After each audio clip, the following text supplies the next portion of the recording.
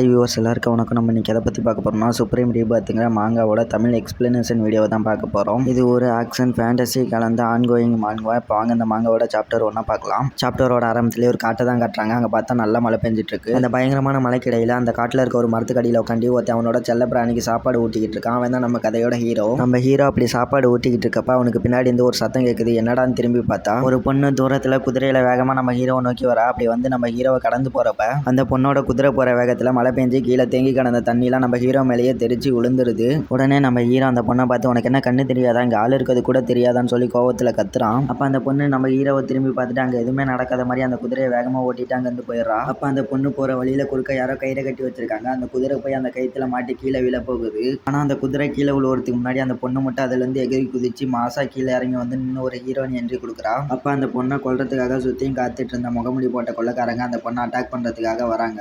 ஆனால் அந்த பொண்ணு அந்த முகமுடி போட்ட கொள்ளைக்காரங்களாம் அவளை அட்டாக் பண்ண வரதுக்கு முன்னாடியே தண்டர் ஸ்டோம்ங்கிற மிகப்பெரிய ஒரு தண்டர் அட்டாக்கை யூஸ் பண்ணி அந்த முகமுடி போட்ட கொள்ளைக்காரங்களை அட்டாக் பண்ணிடுறா. அந்த அட்டாக்ல அந்த முகமுடி போட்ட கொள்ளைக்காரங்க எல்லாரும் செத்துருப்பானுங்கன்னு பார்த்தா அவனுங்களாம் அந்த அட்டாக் அவனுக்கு மேலே வரதுக்கு முன்னாடியே ஒரு சீல்டை போட்டு அந்த அட்டாக்ல இருந்து தப்பிச்சிருக்கானுங்க. அப்படியே அந்த சீனை கட் பண்ணிட்டு அடுத்த சீன்ல நம்ம ஹீரோவை தான் காட்டுறாங்க. அந்த பொண்ணு தண்ணியை வாரி இறைச்சிட்டு போனதுல நம்ம ஹீரோ நனைஞ்சு போன சட்டையெல்லாம் எடுத்து புழிஞ்சு காய வச்சுக்கிட்டு இருக்கான். அப்ப அந்த பக்கமா ஒரு பெரிய ஒரு குதிரையில வேகமா வராரு. அதை பார்த்தோன்னே நம்ம ஹீரோ வந்துட்டு என்னது மறுபடியும் முதல்ல இருந்தான்னு சொல்லி கத்திடுறான். அதுல அந்த குதிரை மிரண்டு போய் அந்த பெரியவரை கீழே தள்ளிடுது. உடனே நம்ம ஹீரோ வந்துட்டு அந்த பெரியவரை போய் தூக்கி யார் நீங்க, உங்களுக்கு எந்த அடியும் படலையே, இப்போ நீங்க நல்லா தானே இருக்கீங்கன்னு சொல்லி நம்ம ஹீரோ கேட்குறான். அப்போ அந்த பெரியவர் இப்போ இந்த வழியாக ஒரு பொண்ணு போச்சு, உடனே நான் அந்த பொண்ணுகிட்ட போகணும்னு சொல்லி சொல்றாரு. உடனே நம்ம ஹீரோ அதை கேட்டோன்னே என்னது அந்த பொண்ணான்னு சொல்லி டென்ஷன் ஆகிறதோட அப்படியே அந்த சீனை கட் பண்ணி அடுத்த சீனில் அந்த பொண்ணை தான் கட்டுறாங்க. அந்த பொண்ணு அந்த முகமுடி போட்ட கொலகாரங்கிட்ட இருந்து தப்பிச்சு ஓடிக்கிட்டு இருக்கா. அந்த கொலகாரனுங்க அந்த பொண்ணை விடாம தொலைத்திட்டு வந்துட்டு இருக்கானுங்க. அப்படி அந்த பொண்ணு ஓடிக்கிட்டு இருக்கப்போ ஒரு ஆத்தங்கரையை வந்து அடைஞ்சிடறா. அதுக்கு மேலே ஓடி போக எங்கேயும் இடம் இல்லை. அப்போ அந்த முகமுடி போட்ட கொலகாரனுங்களாம் அந்த பொண்ணை சுற்றி வளைச்சிட்டு இப்போ எங்கே தப்பிச்சு போவேன்னு சொல்லி வில்லத்தனமாக சிரிக்கிறானுங்க.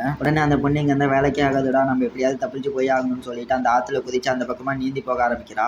உடனே அந்த முகமுடி போட்ட கொலகாரனுங்க இந்த பொண்ணு மட்டும் இங்கேருந்து தப்பிச்சு போயிட்டானா நம்ம எல்லாரும் செத்துருவோம்ட்டான்னு சொல்லிட்டு ஒரு மிகப்பெரிய வில்லை அம்பையை எடுத்துட்டு வந்து அந்த பொண்ணை அட்டாக் பண்ணுறானுங்க. அந்த வில்லு அந்த பொண்ணுகிட்ட ரொம்ப கிட்ட வந்துருது. ஆனால் அந்த பொண்ணால் எதுவுமே பண்ண முடியல. அப்போ தண்ணிலாம் சுனாமி மாதிரி மேலே வந்து அந்த 50 தூள் தூளாக நொறுக்கி போட்டுருது. யாரடா அந்த அட்டாக் பண்ணாங்கன்னு பார்க்குறப்ப நம்ம ஹீரோ அந்த பெரியவரோட போட்டில் வந்து மாசா ஹீரோ என்ட்ரி கொடுக்கறதோட இந்த சாப்டர் 1 முடிஞ்சது ஃப்ரெண்ட்ஸ்.